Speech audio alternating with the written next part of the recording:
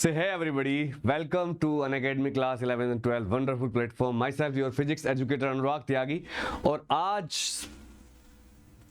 एक festival season में एक ज़बरदस्त स्ट्रेटजी वीडियो में आपके लिए लेकर आया हूं और फिजिक्स में एक रियल स्ट्रेटजी की बात करेंगे कि फिजिक्स का पेपर 10 दिसंबर को है।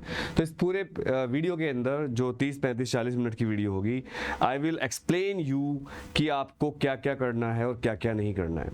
असल में बच्चों के अंदर ये बहुत दिक्कत है कि एनसीईआरटी से हम क्या पढ़ें और क्या ना पढ़ें। तो भाई एनसीईआरटी का एक सोल्यूशन लेकर आया हूँ मैं आपके लिए बहुत ज़बरदस्त, उसको वीडियो को पूरा देखिएगा। मेरे हाथ में एनसीईआरटी है, आप भी अपनी एनसीईआरटी निकाल लो। मैं आपको 1 बाय 1 बताऊंगा कि कहाँ से सीबीएसई एनसीईआरटी में से एमसीक्यू निकालेगी, कौन कौन से एमसीक्यू आपको पेपर में दिखेंगे, किस तरह आप प्रिपरेशन कर सकते हो, सारी बातें मैं यहाँ पर डिस्कस करने वाला हूँ। सो सभी बच्चों का मैं स्वागत करता हूँ और जब इस वीडियो को आप देख रहे होंगे तो प्लीज़ ध्यान से देखिएगा क्योंकि आपका टाइम बहुत कीमती है और आपके एग्ज़ाम अब नज़दीक आने वाले हैं। सो आई रिक्वेस्ट यू कि किस तरह आप जो हैं इस एनसीईआरटी की बुक को पढ़कर केवल साइंटिफिक तरीके से 90 प्लस नंबर ला सकते हो, या मैं कहूँ तो फर्स्ट टर्म में 35 में से 30 से ऊपर नंबर आप ला सकते हो। और जो बच्चे बहुत सारी बुक्स पढ़ेंगे उनको दिक्कत होगी, और एक बुक एक्स्ट्रा और प्लस ये एनसीईआरटी इट्स लाइक मदर। जैसे माँ को हम इग्नोर नहीं कर सकते, वैसे ही ये मम्मी है हमारी फिजिक्स की। और एनसीईआरटी की बुक का आज मैं बहुत ज़बरदस्त निचोड़ निकाल कर लाया हूँ और मैं आपको बताऊँगा इस वीडियो में कि किस तरह आप जो हैं एनसीईआरटी की मदद से अच्छे नंबर ला सकते हो। सो अब शुरू करते हैं इसको। मैं अनुराग त्यागी, एमएससी इलेक्ट्रॉनिक्स, बीएड, पीजीडीसी, कई साल से, पिछले 8-10 साल से दिल्ली एनसीआर के टॉप स्कूलों में फिजिक्स पढ़ा रहा हूं और सीबीएसई का एग्जामिनर रहा हूं, कॉपी चेकिंग में जाता हूं, मतलब कॉपी चेकर हूं, और मुझे बड़ा एक्सपीरियंस हो चुका है कि पेपर किस टाइप से सेट हो सकता है। तो इस वीडियो को पूरी देखिएगा और इस वीडियो के माध्यम से अपनी तैयारी करिएगा ताकि आपको सक्सेस मिल पाए, क्योंकि हमारा उद्देश्य अनअकैडमी पर यह रहता है कि आपको किसी भी तरीके से कम एफर्ट में ज़्यादा मार्क्स दिलवा पाएँ। तो देखिए, ये हमारा जो है जितनी भी वीडियो होती है मेरी, उनके नीचे लिंक होता है, वहां पर आप मेरे नोट्स ले सकते हो। हर वीडियो के नीचे इस लिंक पे क्लिक करके आपको सारे नोट्स मिल जाएंगे। और हमारा अनअकैडमी का 11, 12 का चैनल भी जरूर सब्सक्राइब कर लें, क्योंकि वहां पर आपको सारे अपडेट मिल जाते हैं। इस चैनल का लिंक भी वीडियो के डिस्क्रिप्शन में। अनअकैडमी का बक्स बाउंड्री प्रोग्राम क्या है? अनअकैडमी का बक्स बाउंड्री प्रोग्राम ये है कि अनअकैडमी सारे लर्नर्स को ये अपॉर्चुनिटी दे रही है कि अगर आपको कुछ लगता है गड़बड़ चीजें अनअकैडमी पर, किसी कोई गलत लैंग्वेज या कोई गलत कंटेंट, तो आप उसको रिपोर्ट कर सकते हो और उसके बदले में आपको, अगर आपने जेन्युइन रिपोर्ट किया तो आप प्राइज भी जीत सकते हो। And Unacademy is the only platform in India जो इस तरह की सुविधा बच्चों को अपने देता है। सो ये इसका फायदा उठाइए, बहुत शानदार चीज है। इसके बाद देखिए, अगर आप अनअकैडमी पर प्लस और आइकनिक क्लास लेना चाहते हैं, जो अनअकैडमी का एक तरह का ऑर्नामेंट, एक गहना है, तो ये आपकी प्रिपरेशन में 4 चांद लगा सकता है। 2 तरह के कोर्स अवेलेबल है, एक प्लस और एक आइकनिक। तो प्लस को आइकनिक के महासागर में रखा गया है। ये ब्लू कलर जो आप देख रहे हैं महासागर है, और ये व्हाइट कलर एक प्लस का कोर्स है। तो प्लस के कोर्स की सारी फैसिलिटी आइकनिक वालों को मिल ही जाती है। तो लाइव क्लास मिलती है प्लस में, वीकली टेस्ट होते हैं, स्ट्रक्चर्ड कोर्स मिलता है, मतलब एक तरीके से आपकी पढ़ाई चलती है, अनलिमिटेड एक्सेस होता है हर चीज का। ये प्लस वाले बच्चों के लिए। प्लस में आपको 10% का डिस्काउंट मिलेगा अगर आप कोड यूज करेंगे ATC10। This is the code, ATC10 लिखा हुआ है। इस कोड को यूज करने से आपको 10% का डिस्काउंट मिल जाता है। लेकिन अगर आप और बेटर कुछ चाहते हैं अपनी प्रिपरेशन में, कोई भी आप कमी नहीं रखना चाहते जरा सी भी, और आप ज्यादा सीरियस स्टूडेंट्स हैं और कम एफर्ट से ज़्यादा नंबर लाना चाहते हो, तो आप आइकनिक कोर्स ले लीजिए। इसमें आपको पर्सनल भी गाइडेंस मिलेगी, एक आपको एजुकेटर अलॉट किया जाएगा, आपका स्टडी प्लानर बनवाएंगे हम, स्टडी मटेरियल आपको सारा मिलेगा, एक्सपर्ट की गाइडलाइन मिलेंगी, टेस्ट एनालिसिस होगा, जहाँ जहाँ पटकोगे आपको बाहर निकालेंगे। इसके लिए भी आपको 10% का डिस्काउंट ऑफर किया जा रहा है with the code ATC10। So please use this code ATC10 and let's crack it. इसके बाद देखिए, जो प्राइसिंग की बहुत बच्चे पूछते हैं, भैया प्राइसिंग बता दो, तो प्राइसिंग बहुत ही कम कर दी गई है और अनअकैडमी का उद्देश्य ही रहता है कि आपको कम से कम प्राइस में क्वालिटी एजुकेशन दी जाए। तो अगर मैं प्राइसिंग की बात करूं तो देखिए, क्लास 11, 12 का जो प्लस सब्सक्रिप्शन है उसकी प्राइसिंग 24 महीने की जो है 1042 रुपये से स्टार्ट हो जाती है। और यहाँ पर आप ये भी देख सकते हैं कि अगर आप ये कोड यूज करते हो ATC10 तो 10% का आपको फर्दर डिस्काउंट मिलता है। तो इस पेज पर सारी आपको जो है ATC10 का मतलब, ATC10 लिखने से एक अनलॉक कोड पूछेगा, वो प्रमोशनल कोड पूछेगा, तो ये कोड डालने से आपको 10% का डिस्काउंट मिलेगा और भी बहुत सारे बेनिफिट मिलेंगे। तो सारी प्राइसिंग है, अगर आप 6 महीने का कोर्स लेते हो देखिए तो 1667 रुपये पर मंथ का ही कोर्स मिल जाता है। और 6 महीने का कोर्स 1500 रुपये पर मंथ का मिल जाता है। तो बहुत ज़्यादा फायदे हैं। EMI भी अवेलेबल है, नो कॉस्ट EMI।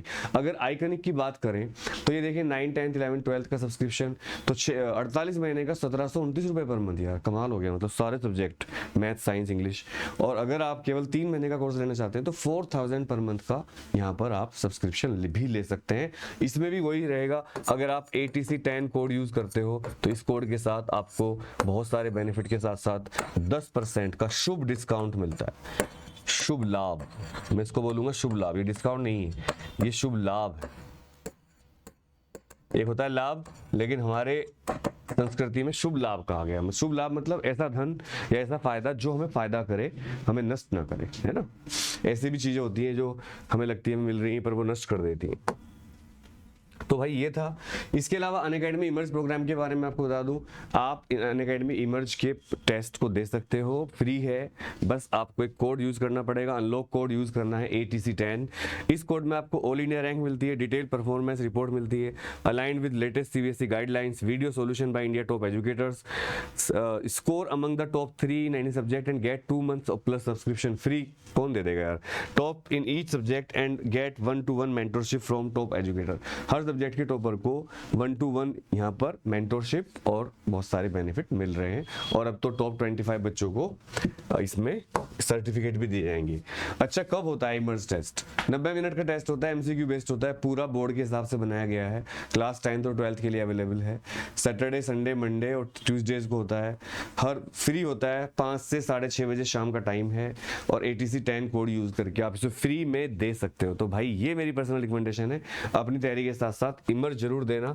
और अब हम आते हैं अपनी स्ट्रेटजी पर, और ये भी बताना बहुत जरूरी था आपको, ये मैंने बताया क्योंकि ये आपके बहुत काम की चीज थी। अब मैं आपको स्ट्रेटजी बताता हूँ। ये टर्म 1 की डेट शीट है। अगर मैं बात करूं अपने पेपर की तो देखो 6 दिसंबर को मैथ्स के पेपर के बाद 10 दिसंबर को फिजिक्स का पेपर है, यानी कि टोटल यहाँ पर आपको 3 दिन बीच में मिलते हैं। देखने में 4 दिन लग रहे हैं लेकिन 3 दिन मिलते हैं।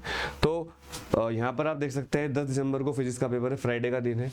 और इंग्लिश भी फ्राइडे को है और फ्राइडे को ही फिजिक्स है, मतलब आपके पेपर स्टार्ट भी फ्राइडे से हो रहे हैं और आपके पेपर फिजिक्स का भी फ्राइडे को ही है। अब आप सोचोगे सर फ्राइडे से क्या मतलब है, ये तो मैं आपको बता रहा था जिससे आपको याद रहे कि फ्राइडे को आपका पेपर है। अब आज मैं आपको क्या बताने वाला हूँ, स्ट्रेटजी वीडियो मेरी पहले भी आ चुकी हैं, बहुत सारी वीडियो हमारी अवेलेबल है, यूट्यूब पर बहुत अवेलेबल है। लेकिन आज जो मैं आपको बताऊंगा वो कोई नहीं बताएगा। NCERT blue table strategy. ये ब्लू टेबल स्ट्रेटजी क्या है, इसके बारे में आज यहाँ पर चर्चा करेंगे एक छोटी सी वीडियो में, 30-35 मिनट की वीडियो में। असल में बच्चों के सामने बहुत समस्या हो गई है कि एग्जाम में, पेपर में क्वेश्चन कहाँ से आएंगे। मार्केट के अंदर बहुत सारी बुक्स आ चुकी हैं। अरे पढ़ने वालों, मार्केट के अंदर बहुत सारी बुक्स आ चुकी हैं, MCQ की बुक्स के ढेर लगे हुए हैं, लेकिन बच्चे बहुत कंफ्यूज हो चुके हैं, भैया हम कहाँ से पढ़ें। मेरे पास हजारों ऐसे मैसेज आते हैं कि भैया हम कहाँ से पढ़ें। तो यार ये वीडियो बनाने का उद्देश्य आपको सिर्फ एक्सप्लेन करना है कि आप NCERT का किस तरह संपूर्ण प्रयोग करके 100% से भी 100% के आसपास या 95-100 के बीच में मार्क्स ला सकते हो।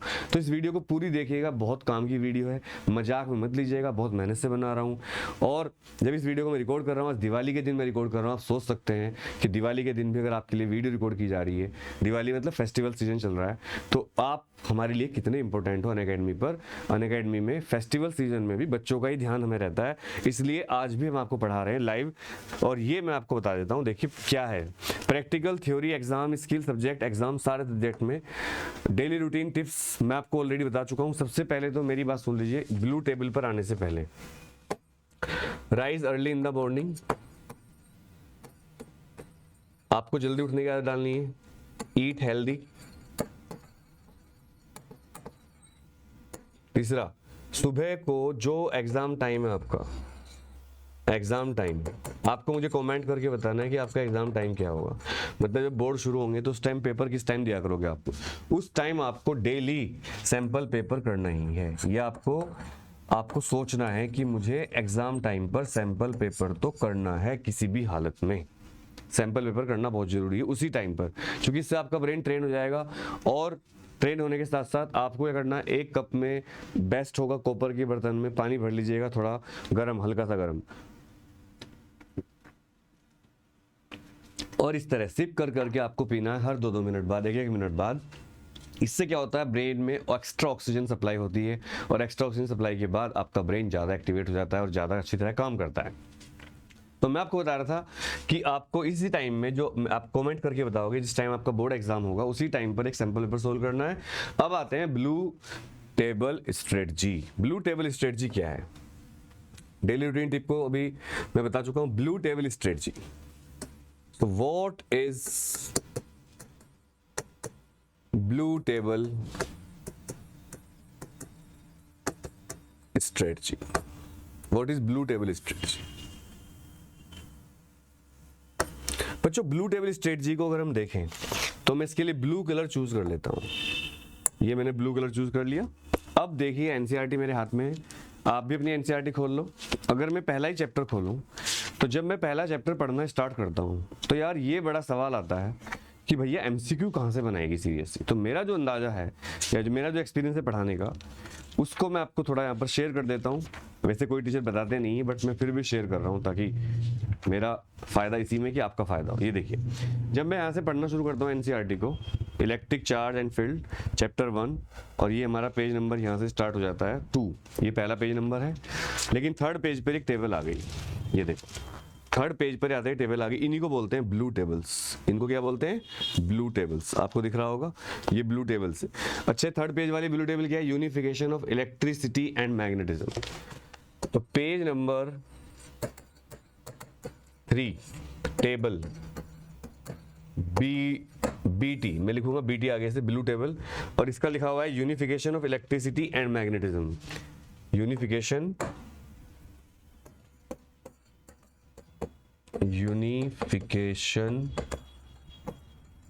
Of electricity and magnetism. ये अब आप सोचोगे भैया इसमें क्या खास बात है, ये तो हम बहुत दिन से देखते आ रहे हैं। बिल्कुल देखते आ रहे होंगे। अब मैं आपको बताता हूँ एमसीक्यू कैसे बनते हैं। तो मैं इस टेबल को पढ़ना शुरू करूंगा, आप भी अपनी बुक खोल लो और मेरे साथ साथ इस टेबल को पढ़ना शुरू करना। इसलिए मैंने कहा था कि आपको बुक खोल के बैठना है मेरे सामने। In olden days electricity and magnetism were treated as separate subjects. मतलब पुराने दिनों में इलेक्ट्रिसिटी और मैग्नेटिज्म को सेपरेट सब्जेक्ट माना जाता था। अब सुनो, एनसीईआरटी तुम्हें कैसे फंसाएगी। क्वेश्चन यहां पर बन जाता है एमसीक्यू, मॉडल एमसीक्यू। मॉडल का मतलब इस तरह का एमसीक्यू बन सकता है। Model MCQ number 1। मैं आपको जिस तरह के एमसीक्यू बन सकते हैं वो एमसीक्यू यहाँ पर मैं आपको बता रहा हूँ। और हाँ, ये जो सब्जी मैंने बनाई है, स्पिनच और सारी यहाँ पर कीवी, ये सारी जो आप चीज़ें देख रहे हो खाने की, मैं आपसे रिक्वेस्ट करूंगा प्याज भी खानी चाहिए आपको। ब्रेन एक्टिवेट होता है प्याज से भी, सल्फर बहुत होता है प्याज में, जिंक होता है प्याज के अंदर, गाजर, टमाटर, तो ये खीरा, ये सब चीज़ें, स्पिनच, ये सब आपको अपनी डाइट में शामिल करना। इससे आपकी बॉडी हेल्दी फील करेगी, आप बहुत स्ट्रॉन्ग फील करोगे। तो ये सवाल बन गया पहली लाइन से। In olden days electricity and magnetism were treated as separate subjects. तो देखो, नाउ अ डेज क्वेश्चन बन गया, nowadays electricity and magnetism, nowadays उल्टा कर दिया, magnetism are treated as option A different subjects। अब आप बताना इसका आंसर क्या है कमेंट करके। B same subjects, D C unique subjects, D none of these। तो इस तरह एमसीक्यू बनेंगे जो आपको समझना है। देखो मैंने कैसे एमसीक्यू बनाया। ये पहली टेबल पेज नंबर 3 पर, इसमें लिखा हुआ है unification of electricity and magnetism. तो इसमें लिखा in olden days electricity and magnetism were treated as separate subjects. बस इतनी लाइन पढ़ी मैंने। इतनी लाइन पढ़ते ही यहाँ आ गया कि मैंने इससे एमसीक्यू बना दिया। Nowadays electricity and magnetism are treated as A different subjects, B same subjects, C unique subjects, D none of these। तो इसका क्या आंसर आएगा? ओल्डन डेज में इनको सेपरेट मानते थे, आजकल सेम सब्जेक्ट मानते हैं। तो इसका आंसर क्या आया? C, B आंसर आ गया। इस तरह आपको एमसीक्यू निकालना है। और ये मैं आपको दावा कर रहा हूँ इस टाइम बिल्कुल होशोवास में कि पूरी यूट्यूब पर कोई भी आपको इस तरह के क्वेश्चन अब तक तो किसी ने बताया नहीं होगा। अब कोई देखकर नकल करके बताएगा वो अलग बात है, लेकिन अनअकैडमी के अलावा कहीं भी यूट्यूब पर ऐसा नहीं होगा। ये भी आप एक्सेप्ट करते होंगे, क्योंकि दावे तभी किए जाते हैं सच्चाई हो। इस तरह एनसीईआरटी से निकाल कर क्वेश्चन बताना पहली बार हो रहा है यूट्यूब की हिस्ट्री में। या एजुकेशन जो हमारी हम दे रहे हैं आपको। तो पहला हो गया। अब मैं आगे पढ़ता हूँ। एक ही टेबल है अभी तो, हर चैप्टर में 2-3 टेबल होती हैं, किसी किसी चैप्टर में कम टेबल है, किसी में ज़्यादा टेबल है। मैं एक टेबल लेकर आपको बता रहा हूँ एमसीक्यू कैसे करते हैं। तो आगे चलते हैं। Electricity dealt with charge on glass rods, cats fur, batteries, lightning, etc. While magnetism described interactions of magnets, iron filings, compass needles। मतलब शुरू में जब इलेक्ट्रिसिटी की बात करते थे तो बिल्ली की खाल पे हाथ फेर दिया, चार्ज पैदा हो गया, ग्लास रोड रगड़ दी रेशम के कपड़े के साथ। और मैग्नेटिज्म का मतलब था दो मैग्नेट लेके नॉर्थ को रिपेल करवाना, साउथ को रिपेल करवाना, नॉर्थ साउथ को अट्रैक्ट करवाना, लोहा चिपका दिया, कील चिपका दी। ये शुरुआत के मैग्नेटिज्म और इलेक्ट्रिसिटी थे। अब समझ रहे हो आप? इससे भी एमसीक्यू बन सकता है। In starting days magnetism was referred to a magnet interaction, B high end experiment, C magnets addition and magnets addition in series and parallel, D none of these। तो इसका आंसर होगा magnets interaction, क्योंकि high and experiment तो उस time होते नहीं थे। तो ये आपको ध्यान से पढ़ना है चीज। आगे बढ़ते हैं। In 1820 Danish scientist Ørsted found that a compass needle is deflected by passing an electric current through a wire placed near the needle। 1820 में डैनिश साइंटिस्ट ऑर्स्टेड को पता चला कि अगर किसी वायर में करंट भेजते हैं तो उस वायर के पास एक सॉलिड अगर कंपास रखी हो तो हिलने लगती है। मेरे पास कंपास थी, मैं दिखाता आपको, है क्या यहाँ पर? हाँ ये रही। ये देखिए मैं कंपास भी लेके आया हूँ, और इस कंपास के पास अगर मैं अपना मोबाइल फोन भी ले आता हूँ, यू विल नॉट ट्रस्ट। तो देखिए क्या होता है, मैं आपको दिखाता हूँ। अब ये कंपास सीधी है, अब इसके बाद मोबाइल फोन लाता हूँ मैं, ये देखिए हल्के हल्के डिफ्लेक्शन शुरू हो गए। एक मिनट ऑन कर दीजिए। और जब आप इसको ऐसे ही रखते हो मोबाइल फोन को तो कुछ नहीं होता, लेकिन अगर आप इस मोबाइल फोन से कोई कॉल करना शुरू कर दो, या फिर आप कोई डेटा भेजना शुरू कर दो, किसी को वीडियो से मैसेज या कुछ भेजना, अपलोड या डाउनलोड कर दो, तो इससे हिलने लगती है। असल में देखिए हिल रही है, ये देखिए। ओहो, तो ये होता है ड्यू टू, क्योंकि मोबाइल फोन के अंदर भी अपना मैग्नेटिक फील्ड है, और ये तो है ही मैग्नेटिक फील्ड के लिए बनी हुई। देखो हिल रही है पूरी। अब मैं आपको कैसे दिखाऊं? पूरा मोबाइल फोन इसको हिला रहा है भाई, वाह वाह। एक मिनट, अब ऐसा करता हूँ, दिखती नहीं है। देखो, ओहो, देखो बच्चों, देखो, ओहो, देख रहे हो, ओहो। तो यार ये एक्सपेरिमेंट आप घर पे भी कर सकते हो। तो ऑर्स्टेड का एक्सपेरिमेंट बिल्कुल सिंपल था कि शुरुआत में ये एक्सपेरिमेंट किए गए थे कि मैग्नेट ले आए, तार के अंदर करंट भेज दिया तो कंपास हिलने लगी, या मैग्नेट पास ले आया। इस तरह के एक्सपेरिमेंट किए जाते थे। तो यहाँ से भी क्वेश्चन बन सकता है।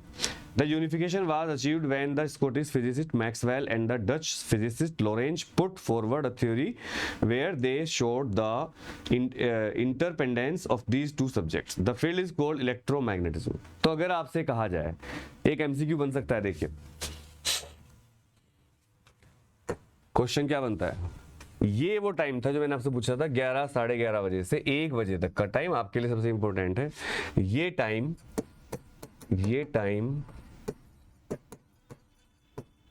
आपके लिए सर्वाधिक इंपॉर्टेंट। सर्वाधिक मतलब सबसे ज्यादा, सर्वाधिक important.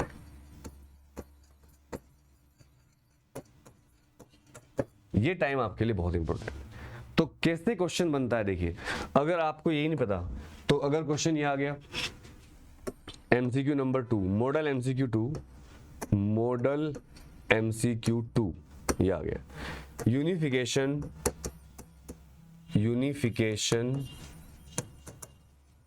Of two subjects, electricity of two subject, electricity and magnetism,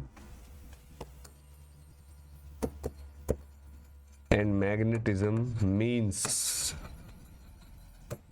A, electrodynamics, ऐसे फंसाएंगे आपको, B, electromagnetism,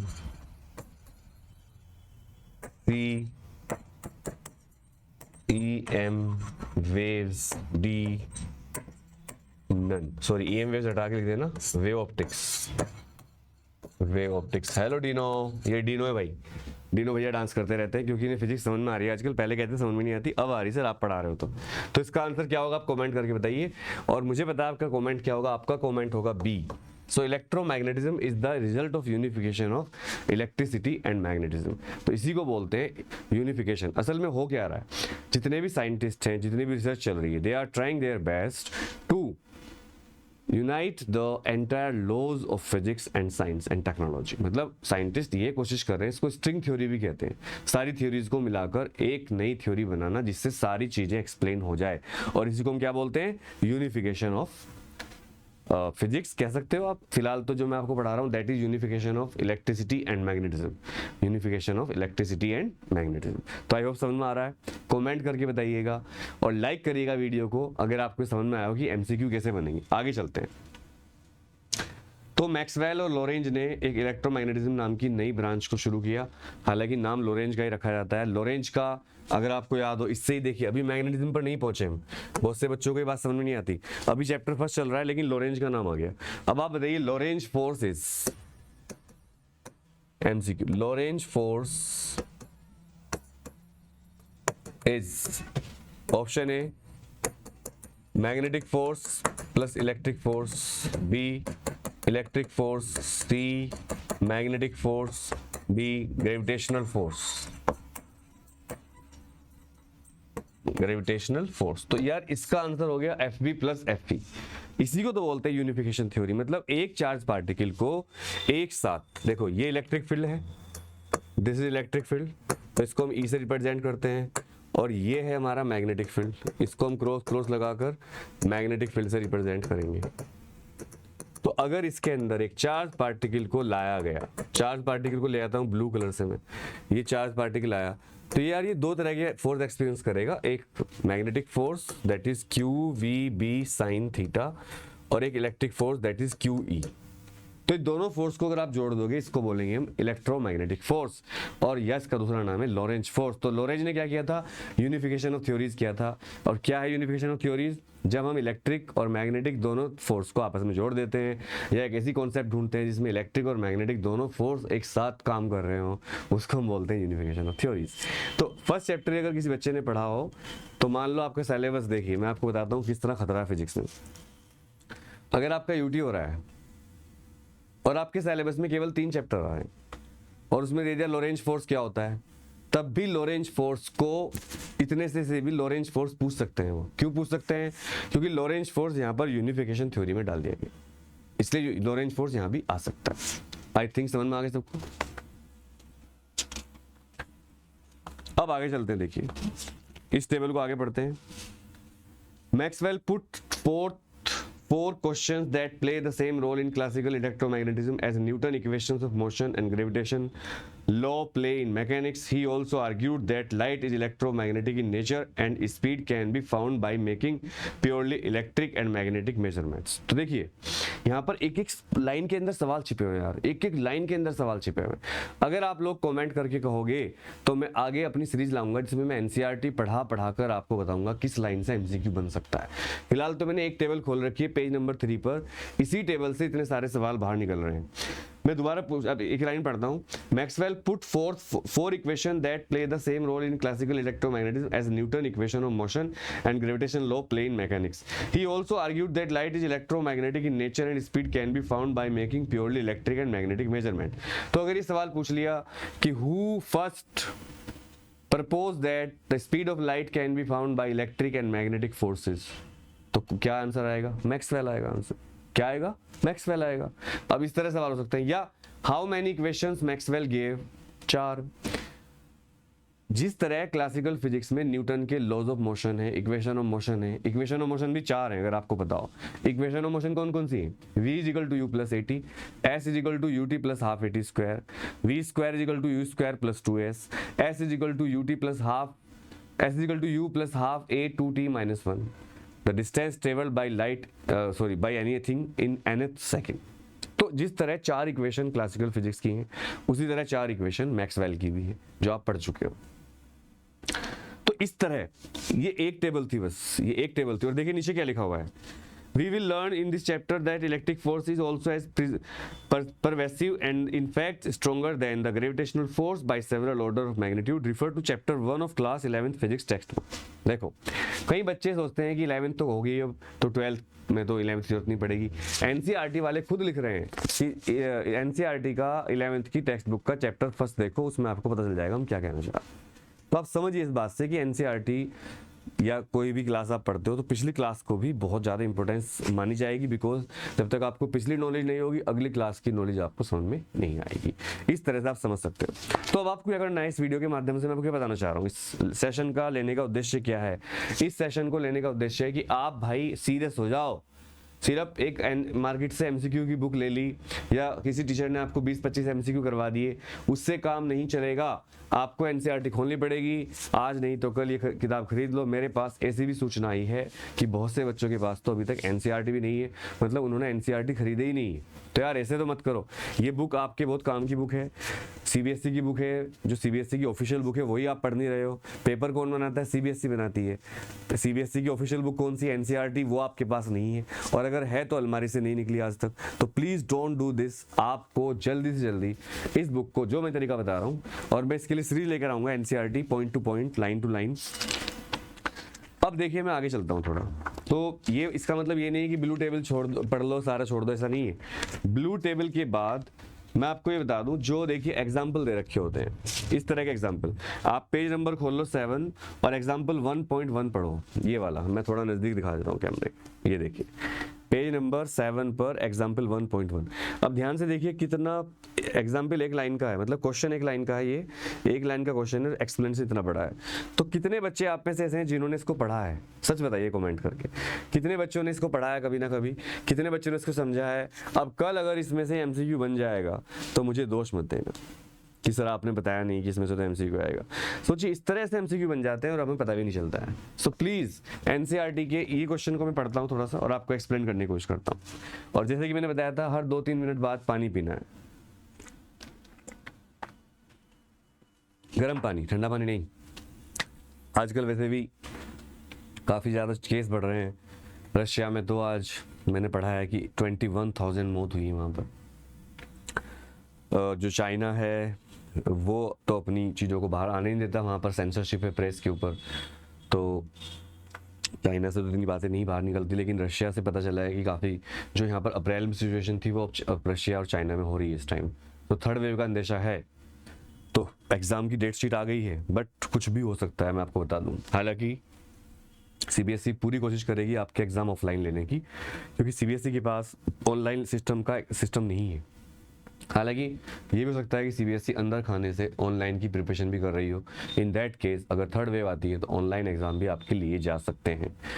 अभी तक जब तक हमने सीबीएसई से रिक्वेस्ट करी, पूछा, तो उन्होंने कुछ इसका रिप्लाई नहीं किया और यही कहा कि हम तो ऑफलाइन ही एग्जाम लेंगे। तो ये बात सच है कि ऑफलाइन एग्जाम हो रहे हैं और आपका एग्जाम फिजिक्स का 10 दिसंबर को है, तो आप उसके लिए तैयारी करिए। हम भी इसलिए सीरियसली पढ़ा रहे हैं आपको। इवन आज तो मैं स्माइल भी नहीं कर पा रहा हूँ, मुझे लग रहा है तो एग्जाम आ गया, एग्जाम तो आ गया। जैसे वो करण अर्जुन में कहती है, मेरे बेटे आएंगे, मेरे करण अर्जुन आएंगे, तो मेरे फिजिक्स केमिस्ट्री मैथ्स आएंगे, आगे भाई तैयारी कर लो यार। तो इसमें क्या लिखा हुआ, how can you charge a metal sphere positively without touching it. किसी मेटेलिक स्फेयर को बिना टच करे कैसे चार्ज किया जा सकता है प्लस। तो इन्होंने पूरा एक्सप्लेन करके डायग्राम से। सो मेरी रिक्वेस्ट है आपसे, तो एक तो क्वेश्चन ये बन गया MCQ, how can we charge a positively how can we charge positively sphere without touching it. Without touch करे तो एक तो दिमाग घूम जाता है, टच करे बिना चार्ज कैसे करेंगे भाई, ये तो बड़ी अजीब सी बात है। Yes we can do it. इसको बोलते हैं इंडक्शन मेथड। क्या बोलते हैं इसको, इंडक्शन मेथड। आपने कहावत सुनी होगी, खरबूजे को देखकर खरबूजा रंग बदलता है। इसी तरह जब एक चार्ज स्फेयर के पास दूसरा अनचार्ज स्फेयर लाया जाएगा तो उस पर चार्ज आ जाएगा। तो इसलिए इन्होंने डायग्राम ABCDE, तो देखिए 5 डायग्राम बनाकर समझाया है। ये बुक आप देख सकते हो, ये 5 डायग्राम यहाँ पर आपको दिख रहे होंगे। ये 5 डायग्राम मैं आपको एक्सप्लेन कर देता हूँ, इनसे एमसीक्यू कैसे बनेंगे इनको देख लीजिएगा। पहले डायग्राम में गोला रखा हुआ है, दूसरे डायग्राम में उसके पास एक निगेटिवली चार्ज रोड लाई जाती है।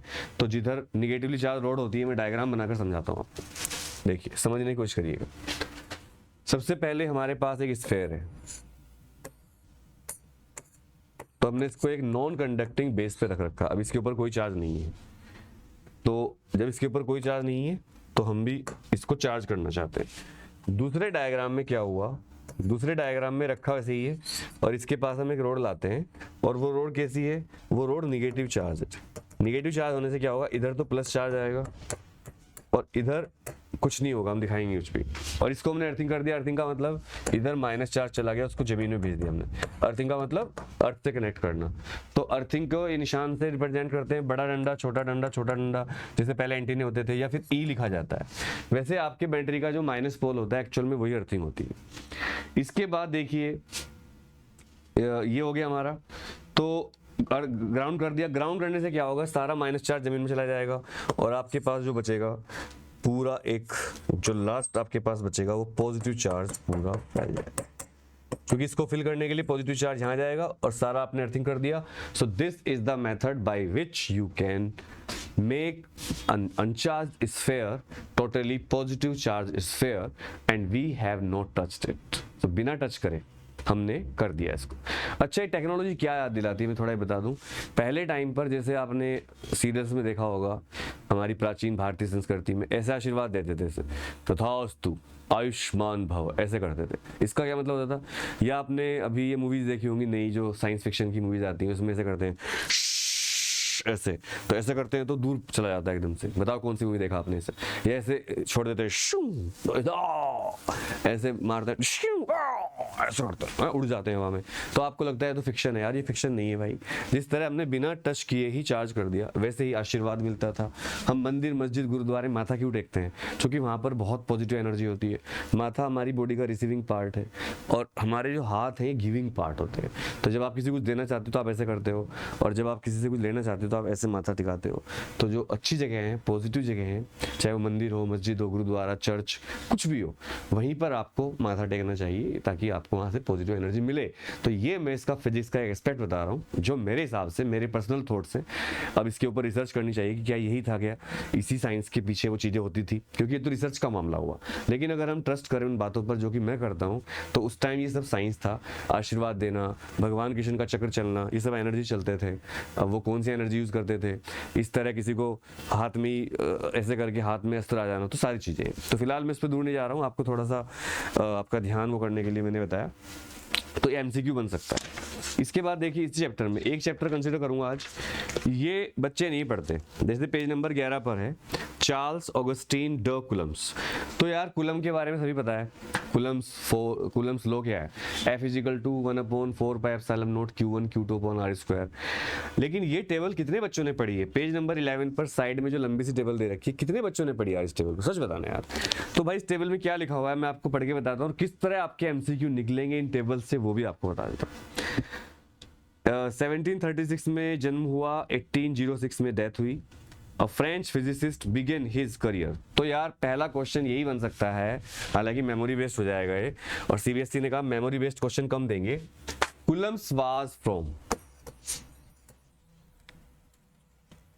COULOMBS। कुलम्स वाज फ्रॉम, अभी तक मैं आपको कितने एमसीक्यू बता चुका हूँ, 4, ये 5वां एमसीक्यू। मॉडल MCQ 5 ए। तो यार कुलम के बारे में सबसे ज्यादा बच्चों को लगता है ब्रिटेन के थे, क्योंकि नाम है सही, Britain. B Germany, C France, D USA। कुछ बच्चे ये भी होंगे जो USA लिखेंगे, क्योंकि USA के काफी ज्यादा साइंटिस्ट और इन्वेंटर हुए हैं। तो USA में साइंटिस्ट कम हुए, इन्वेंटर ज्यादा हुए। तो USA आंसर लगाएंगे, ब्रिटेन लगाएंगे बच्चे, क्योंकि ब्रिटेन के बहुत साइंटिस्ट हुए। लेकिन इसका सही आंसर क्या है, फ्रांस। क्या आंसर है इसका, फ्रांस। तो फ्रेंच साइंटिस्ट थे वो, इसको याद रखिएगा। 1806 में इनकी डेथ हो गई थी और 1736 में पैदा हुए थे।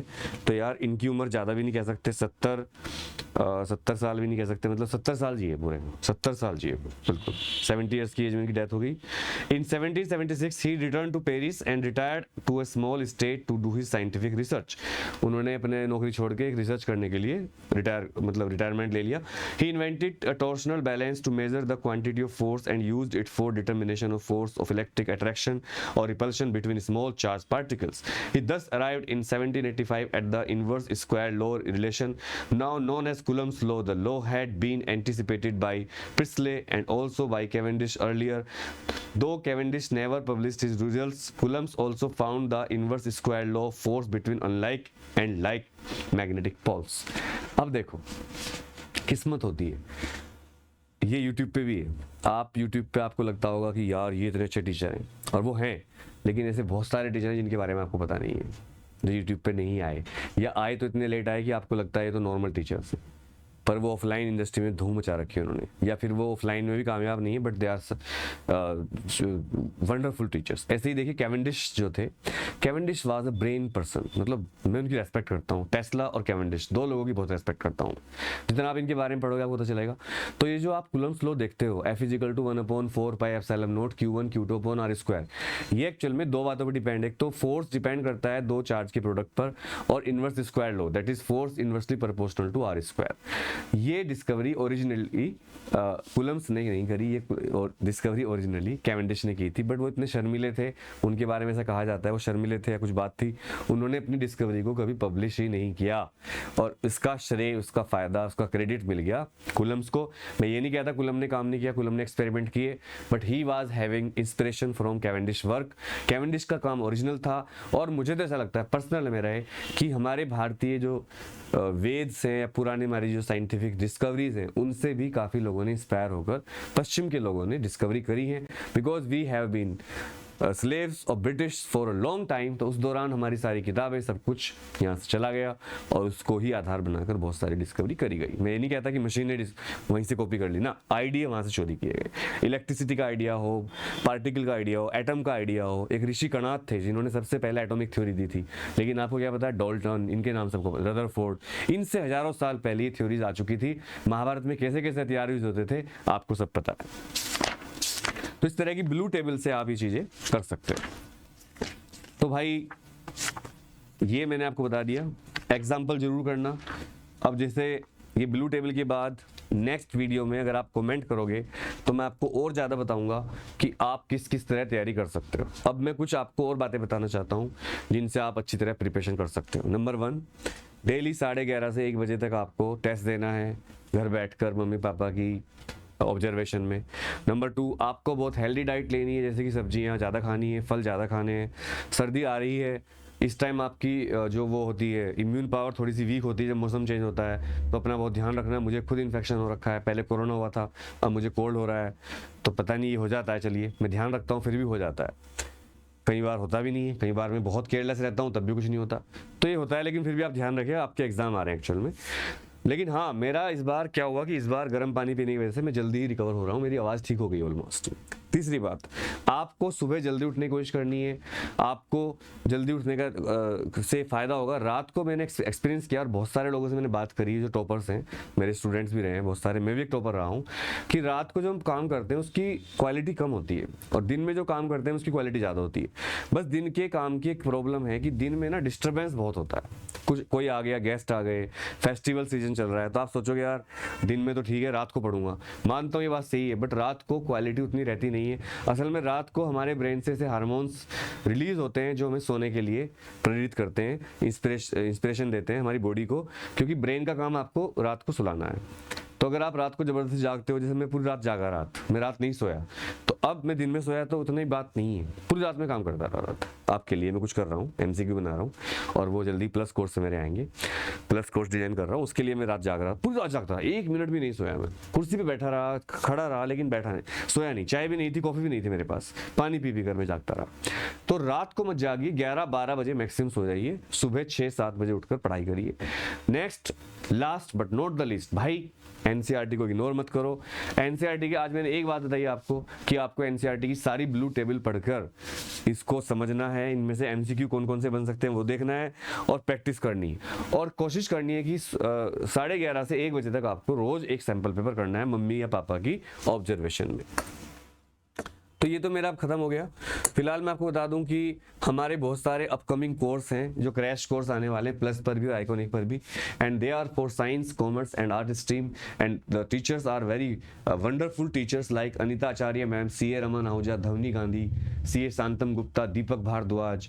और अगर ह्यूमैनिटीज में बात करें तो अनिता आचार्य मैम, निक्की सिन्हा, CA शांतम गुप्ता, उर्मी चक्रवर्ती, वर्षा मुखर्जी, और हमारे वीरेंद्र सैनी सर हैं, पॉलिटिकल साइंस के गुरु माने जाते हैं। अगर आप बात करें साइंस की तो भाई अनिता आचार्य मैम इंग्लिश की छाई हुई हर जगह, बायोलॉजी की शालिनी केशरी मैम है, केमिस्ट्री की आभा चौधरी मैम है, मैथ्स के दीपक भारद्वाज सर हैं, और शैलजा कृष्णा मैम फिजिक्स के लिए साइंस के नए कोर्स ला रही। मेरे भी कोर्स आने वाले हैं प्लस पर, तो इनका भी आप जो है, और कोई भी आप कोर्स लेते हो तो आपसे रिक्वेस्ट है कि ATC 10 कोड यूज करके आप ले सकते हैं। मेरी स्पेशल क्लास की टाइमिंग ट्यूसडे और थर्सडे होती है, और शाम को 7 बजे और 6 बजे के स्लॉट रहते हैं मेरे, तो आप चेक कर लिया करो। आपको कुछ नहीं करना, आपको मोबाइल में जाकर प्ले स्टोर पे जाना है, अनअकैडमी ऐप डाउनलोड करनी है, अपना गोल सेलेक्ट करना है, मेरा कोड यूज करते हुए, ATC 10 कोड है भाई तुम्हारे भाई का, ATC 10 कोड यूज करके आपको क्विज में पार्टिसिपेट करना है। फ्री स्पेशल क्लास बहुत सारी चलती रहती हैं, तो इनसे प्रैक्टिस करके भी आप बहुत सारे क्विज में पार्टिसिपेट कर सकते हो। इनवाइट कोड पूछेगा तो ATC 10 डालना है, और अगर आप कोई भी प्लस या स्पेशल कोर्स लेते हो तो use this code and you will get a discount also, and freely you can use any quiz by this unlock code. और क्या फायदा होता है स्पेशल क्लास में, आप लाइव रियल टाइम इंटरेक्शन कर सकते हो इमोजीज के साथ से, चैट के साथ से, ask questions using the question tab. जो प्लस के बच्चे वो कॉल भी कर सकते हैं, लेकिन जो फ्री स्पेशल क्लास वाले बच्चे हैं वो चैट के थ्रू टीचर से बात कर सकते हैं, और टीचर चैट का रिप्लाई करते हैं। मैं तो करता हूँ, सब करते हैं। लाइव पोल क्विज ऑप्शंस रहता है, आप भी वहाँ पर क्विज में पार्टिसिपेट कर सकते हो, आप भी वहाँ लीडर बन सकते हो, आपको वहाँ पॉइंट्स मिलते हैं। और वहाँ पर अगर आप अभी ऑलरेडी हो तो प्लीज़ डाउनलोड आपने कर रखा है, मुझे फॉलो कर लीजिए, अनुराग त्यागी सर्च करके, unacademy.com/द अनुराग त्यागी, ये मेरा वो है, इससे डायरेक्ट खुल जाएगा। और पोल में जरूर पार्टिसिपेट किया करो, मैं पोल बहुत करवाता हूँ, मज़ा आता है यार पोल करवाने। तो थैंक यू वेरी मच। अगर आप मेरा कोड यूज़ करते हैं तो आपका बहुत शुक्रिया, और इस फेस्टिव सीजन में आप सुरक्षित रहें अपने घर पर, अपने परिवार के साथ। इसको अच्छी तरह मनाइए, दिवाली, भैया दूज और जो भी हमारे भारतीय त्यौहार हैं इनको प्रेम सौहार्द के साथ मनाइए। और मैं एक बात कहना चाहता हूँ, जलाओ दिए तुम, रहे ध्यान इतना, अंधेरा धरा पर कहीं रह न जाए, जलाओ दिए तुम। So thank you very much, love you all, जय हिंद, let's crack it।